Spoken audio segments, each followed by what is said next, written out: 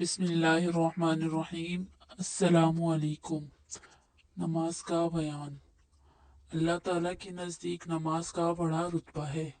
कोई इबादत अल्लाह ताला के नज़दीक नमाज से प्यारी नहीं है। अल्लाह ताला ने अपने बंदों पर 5 वक्त की नमाजें फ़र्ज कर दी हैं। इनके पढ़ने का बड़ा सवाब है और इनके छोड़ने से बड़ा गुनाह होता है। हदीस शरीफ में आया है कि जो कोई अच्छी तरह से वजू करे और खूब दिल लगाकर अच्छी तरह नमाज पढ़ा करे, कयामत के दिन अल्लाह ताला इसके छोटे छोटे गुनाह सब बख्श देगा। और हजरत सल्लल्लाहु अलैहि वसल्लम ने फरमाया है कि नमाज दीन का सुतून है।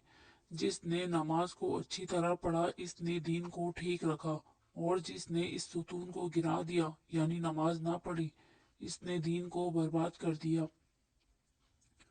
और रसूलुल्लाह सल्लल्लाहु अलैहि वसल्लम ने फरमाया कि क़यामत के दिन सबसे पहले नमाज ही की पूछ होगी, और नमाजी के हाथ, पाँव और मुंह क़यामत के दिन आफताब की तरह चमकते होंगे। औलाद जब 7 बरस की हो जाए तो माँ बाप को हुक्म है कि इनसे नमाज पढ़ाए, और जब 10 बरस की हो जाए तो मार कर पढ़ाएं। और नमाज का छोड़ना कभी किसी वक्त दुरुस्त नहीं। नमाज के वक्तों का बयान। पिछली रात को सुबह होते वक्त यूरोप की तरफ यानी जिधर से सूरज निकलता है, आसमान की लंबाई पर सफेदी मालूम होती है। फिर थोड़ी देर में आसमान के किनारे पर चौड़ाई में सफेदी मालूम होती है और आनन फानन बढ़ती जाती है, और थोड़ी देर में बिल्कुल उजाला हो जाता है। तो जब से ये चौड़ी सफेदी दिखाई दे, तब से फजर की नमाज का वक्त शुरू हो जाता है और आफताब निकलने तक बाकी रहता है। जब आफताब का जरा सा किनारा निकल आता है तो फजर का वक्त खत्म हो जाता है। दोपहर ढल जाने से जोहर का वक्त शुरू हो जाता है, और सूरज निकलकर जितना ऊंचा होता जाता है, हर चीज का साया घटता जाता है, और जब घटना मौकूफ हो जाए उस वक्त ठीक दोपहर का वक्त है। फिर जब साया बढ़ना शुरू हो जाए तो समझो कि दिन ढल गया। बस उसी वक्त से जोहर का वक्त शुरू होता है, और जितना ठीक दोपहर को होता है उसको छोड़कर जब तक हर चीज का साया दुगना ना हो जाए, उस वक्त तक जोहर का वक्त रहता है। और जब दुगना हो जाए तो असर का वक्त आ गया, और असर का वक्त सूरज डूबने तक बाकी रहता है।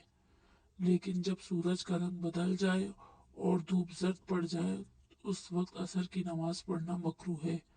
अगर किसी वजह से इतनी देर हो गई तो खैर पढ़ ले, कज़ा ना करे, लेकिन फिर कभी इतनी देर ना करे। और असर के सिवा और कोई नमाज ऐसे वक्त दुरुस्त नहीं, ना कज़ा ना नफिल ना कुछ और पढ़े। जब सूरज डूब गया तो मगरिब का वक्त आ गया। फिर जब तक पिछम की तरफ आसमान के किनारे पर सुर्खी बाकी रहे, तब तक मगरिब का वक्त रहता है।